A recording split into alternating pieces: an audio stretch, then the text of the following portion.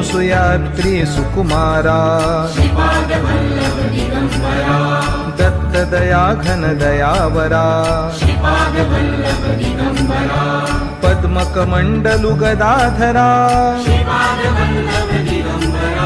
त्रिशूल हे शोभे करा षड्विध आयुध परिकरा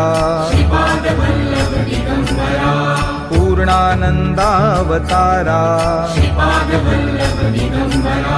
शुभस्म रुद्राक्षाभरणा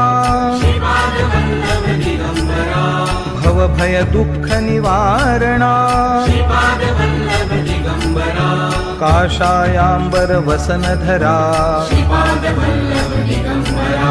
श्रीमेघश्याम सुन्दरा